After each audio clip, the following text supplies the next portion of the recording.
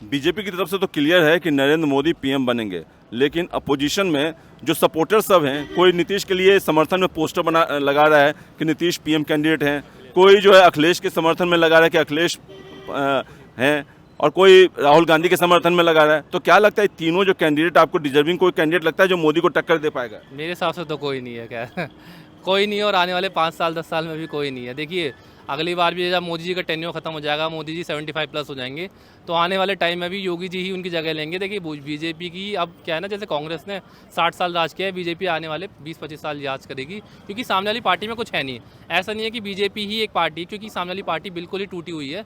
एकजुट हो जाएंगे, आपस में लड़ेंगे, अगर सरकार भी बन जाएगी आगे जाके, फिर दोबारा सरकार टूट जाएगी। तो इसलिए क्या है, बीजेपी इस टाइम पे बीजेपी है आने वाली, अभी खैर इस बार तो आनी है, अगले आने वाले 5 साल में भी बीजेपी ही आनी है।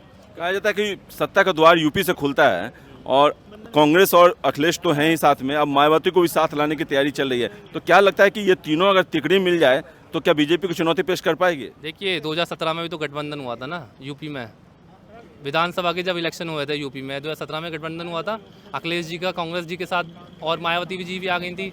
हुआ कुछ 80 सीट में, कितनी सीट आई थी हमारे पास? 72 सीट आई थी। इस बार 72 सीट आई हैं लोकसभा की। अब देख लीजिए आप, आपके सामने रिजल्ट। जब विधानसभा में कुछ नहीं हो पाया तो लोकसभा के इलेक्शन में क्या होगा?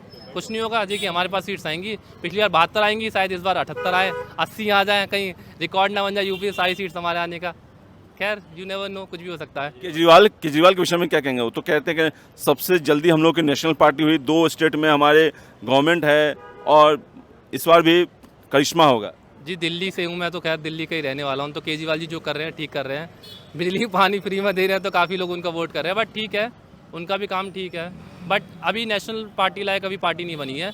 2 जगह उनकी गवर्नमेंट बनी है, पंजाब में और यहाँ पे दिल्ली में, लेकिन अभी उस टाइप की पार्टी नहीं है जिसे आप नेशनल वे में अगर वो करें, प्रमोट करें उनको पीएम के चेहरे से अगर आप देखना चाह रहे हैं, तो वो पॉसिबल नहीं है। तो ये जो है, आप कह रहे हैं कि ठीक है केजरीवाल, तो उनके 2 मंत्री कैसे, अब तो 3 लोग हो गए टोटल, उनके बड़े नेता, वो जेल में कैसे चले गए? कहते हैं मैं कट्टर ईमानदार हूँ और हमारे मंत्री भी कट्टर ईमानदार हैं। जी, ये तो देखिए आपस की बातें हैं इन लोगों की, क्या किसने क्या घोटाला किया, एजुकेशन में घोटाला हुआ है, किसमें शराब घोटाला जो हुआ था। हाँ। मुझे पता, शराब घोटाले में जो भी इनने स्कूल्स में जो रखी है दारू वारू, ये खैर इनका इनसाइड्स पॉलिटिक्स है। ये बोलते हैं कि सामने वाली पार्टी कुछ कर रही है, अब ये तो यही लोग जाने। बट अब देखिए, हम तो दिल्ली के रहने वाले हैं, हमें जो पता है कि जो काम कर रही है केजरीवाल सरकार ने, मोहल्ला क्लिनिक खोले हैं, कुछ भी खोले हैं, अच्छा क्या है, दिल्ली में काम अच्छा क्या है, नो डाउट अच्छा क्या है।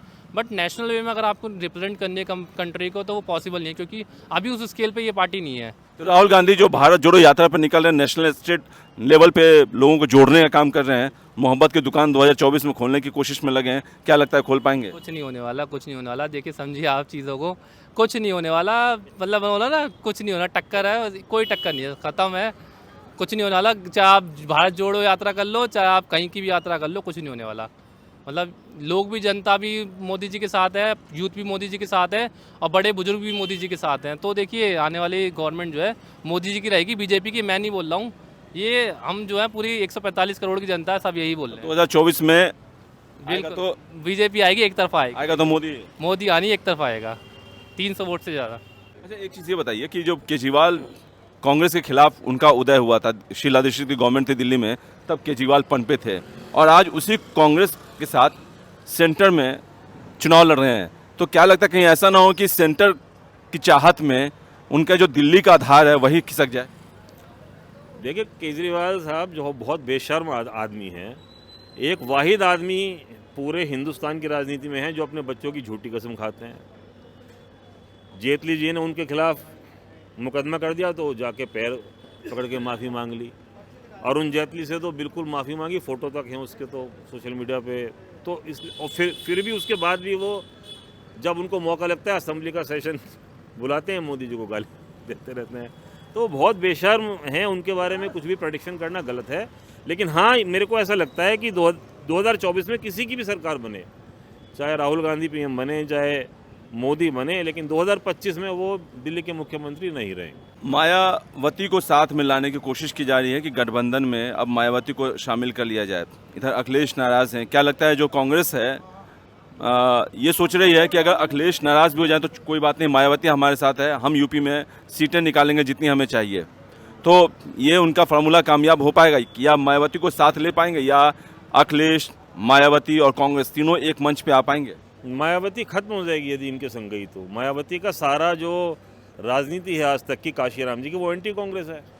यदि वो कांग्रेस के संग एक बार भी मिलेंगे तो खत्म हो जाएंगे। तो लेकिन सभी पार्टियों की तो राजनीति एक दूसरे के खिलाफ ही थी, जैसे केजरीवाल की ही है, दिल्ली में थे तो कांग्रेस के खिलाफ ही उन्होंने गवर्नमेंट बनाई थी। 1984 तक बहुसंख्यकों का वोट, सो कॉल्ड हरिजन जाति का, जो सारे यूपी बिहार में और पूरे नॉर्थ इंडिया में है, 90% कांग्रेस को पड़ता था।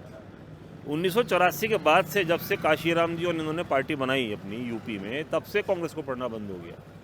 तो यदि मायावती को अपने आप को खत्म करना होगा तो वो कांग्रेस से समझौता करेंगी, वरना नहीं करेंगी।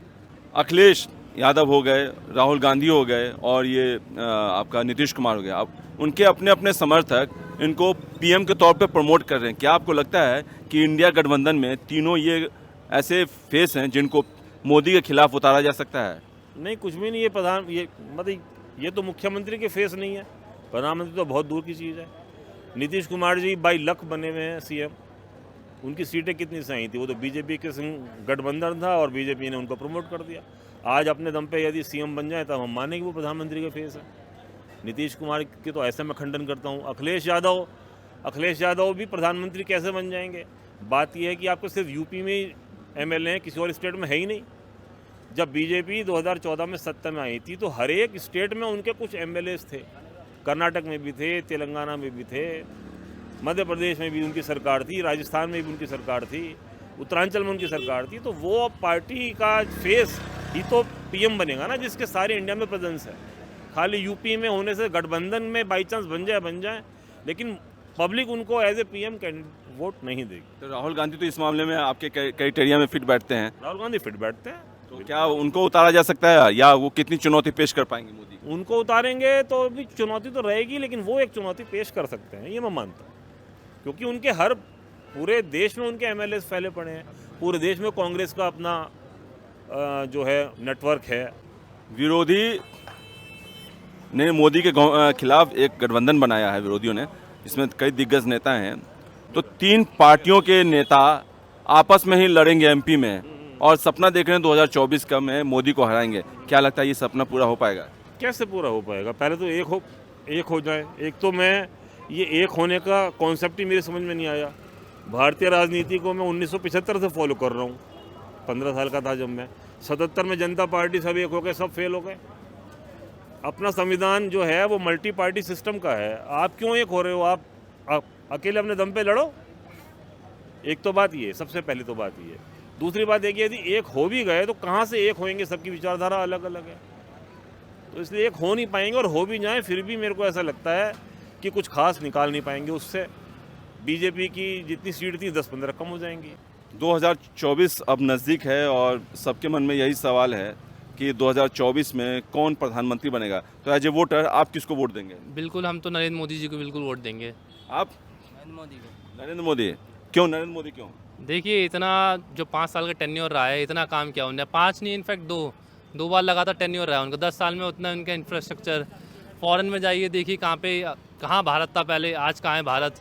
और मैं तो ये चाहूँगा कि 2024 में जब नरेंद्र मोदी जीतेंगे, हमें तो पता है जीतेंगे वो, जब वो जीतेंगे इंडिया का नाम चेंज करके भारत करें सबसे पहले। क्योंकि इंडिया क्या अंग्रेज़ों का दिया हुआ है, और ये क्या हमारा भारत है, हिंदुस्तानी है, भारत बहुत अच्छा है। आपको क्या लगता है क्यों एक मजबूत नेता है नरेंद्र मोदी, क्यों आना चाहिए उन्हें, पीएम क्यों बनना चाहिए? वो क्योंकि वो ज़्यादा से ज़्यादा विकास करवा रहे हैं, इस वजह से वो ही आएंगे, नरेंद्र मोदी ही आएंगे। एक चीज़ ये बताइए कि जो मोदी के खिलाफ गठबंधन बनाया गया है, तो क्या लगता है कि जब विधानसभा चुनाव में इसमें आपस में नहीं बन पा रही है तो लोकसभा चुनाव में कैसे नहीं बिखर जाएगा क्या? कुछ नहीं होने वाला, सब बिखरेगा। हर हर मोदी, घर घर मोदी। देखिए, जो होता है वो होता रहेगा। जैसी वेव चल रही है मोदी जी की, कोई टक्कर में नहीं है। देखो, मैं अंधभक्त नहीं हूँ, मैं बहुत फैक्ट्स पे बात करता हूँ, पढ़ा लिखा आदमी हूँ, फैक्ट्स पे बात करता हूँ। जो मैंने 14 में देखा, 19 में देखा, 25 मेरी एज है। पहले 15 साल थी, खैर उस टाइम पे इतना आइडिया नहीं था। अब मुझे पूरा आइडिया है, जीडीपी का आइडिया है पूरे। आप फॉरेन में देख लो, मेरे काफ़ी फ्रेंड्स फॉरेन में ही पढ़ते हैं। जिस नज़रों से देखा जाता है इंडियंस को, मुझे सब चीज़ें पता हैं। तो अपोजिशन में देखो कोई है ही नहीं। पिछली बार 300 को सीट्स आई थी, इस बार एक तरफा जीतेगी कह बीजेपी। रहे हैं कि बीजेपी जो है वो ईडी और सीबीआई का दुरुपयोग कर अपने पक्ष में वोटर को खींच लेती है कि भाई दूसरे को ये जनता के सामने मैसेज देती है कि ये भ्रष्टाचार में ये पार्टी लिप्त है, जबकि ऐसा कुछ है नहीं, इसका दुरुपयोग किया जा रहा है ईडी का और सीबीआई का। तो क्या लगता है आपको, ईडी और सीबीआई का दुरुपयोग किया जाता है मोदी गवर्नमेंट में? देखिए ये तो मनगढ़ंत कहानी है। अब सामने वाली रूलिंग पार्टी कुछ तो रखेगी ना अपने। अब अपोजिशन को हराना है, कुछ तो रखना पड़ेगा, कुछ तो हाथ में होना चाहिए ना, क्योंकि कुछ पॉइंट्स है नहीं उनके पास बोलने के लिए। आप अगर कहीं पे भी जा रहे हो राज्यसभा में या फिर विधानसभा में, आप विधानसभा में बोल रहे हैं, लोकसभा में बोल रहे हैं, आपके पास कुछ तो पॉइंट्स होने चाहिए ना। अगर सामने वाली पार्टी कुछ अच्छा नहीं कर रही तो आप कुछ ना कुछ नेगेटिव पॉइंट्स लेके उनको बदनाम करेंगे। तो आप मानिए एक तरीके से बदनामी कर रहे हैं पार्टी की, कि लोगों को, कुछ भी लोग, जैसे 1000 लोग हैं उसमें से 10 लोग भी अगर उनकी बात माने तो शायद वोट्स कटें। देखिए सब एजेंडा है, पॉलिटिकल एजेंडा है। तो मैं तो ये बोलूँगा लोगों को, आप देखिए, एनालिसिस कीजिए, आप पहले भारत कहाँ था 10 साल, और आप देखिए उसी पे फैक्ट्स पे लीजिए। ये मत बोलिए कि आप कि मोदी भक्त हैं, ये भक्त हैं। आप देखिए क्या रहा है, अगर आपको जो सही लग रहा है आप उस पर वोट कीजिए। बिल्कुल। अभी अयोध्या मंदिर का उद्घाटन होने वाला 2024 में, और पीएम को न्योता दिया गया है, उसको लेकर विवाद किया जा रहा है कि आप मोदी को क्यों विशेष रूप से दे रहे हैं, बाकी पार्टियों को क्यों नहीं दे रहे हैं? नहीं, मोदी जी को इसलिए देना चाहिए ना, मोदी जी इतने बड़े आदमी हैं, देखिए देश के राजा हैं। और राम मंदिर जैसा, क्योंकि हमारी जो पार्टी है बीजेपी, पहला तो मैं ये बोलूँगा, हम हिंदू हैं, बीजेपी भी हिंदुत्व पार्टी है, और राम मंदिर जो है रामलला की नगरी है, राम जो मंदिर बना है और अच्छा किया है उनने राम मंदिर, तो उनके कार्यकाल में हुआ है ये जो फैसला लिया गया है, तो वो ही इन्वाइट होने चाहिए। और बहुत अच्छा डिसीजन है, जिसने भी लिया ये डिसीजन, बहुत अच्छा लिया डिसीजन। 2024 में क्या लगता है, राम मंदिर निर्माण का 2024 में चुनाव भी है, उद्घाटन भी उसी समय होगा, तो इसका फायदा मिलेगा बीजेपी को, मोदी को? बिल्कुल मिलेगा, मोदी जी को बिल्कुल मिलेगा, डेफिनेटली मिलेगा। हम हिंदू सारे साथ में हैं, एकजुट होंगे, बिल्कुल मिलेगा, बहुत अच्छा मिलेगा रिस्पांस। इनफैक्ट मैं भी जा रहा हूँ एज आ सपोर्टर, एज आ राम भक्त, हम भी जा रहे हैं। 22 जनवरी को है, हमने पहले से टिकट कटवा ली है, हमारे दोस्त सुल्तानपुर में रहते हैं, हमने वहीं से जाएंगे हम। अब तारीख भी नज़दीक आ गई है, 22 जनवरी तारीख मुकर्रर की गई है राम मंदिर उद्घाटन की, और उस पर मोदी को न्योता भी भेजा गया है प्राण प्रतिष्ठा के लिए। तो उस पर विपक्ष सवाल उठा रहा है कि मोदी को क्यों स्पेशली न्योता दिया गया, अगर मोदी को देना था तो बाकी पार्टी के नेताओं को भी देना चाहिए था।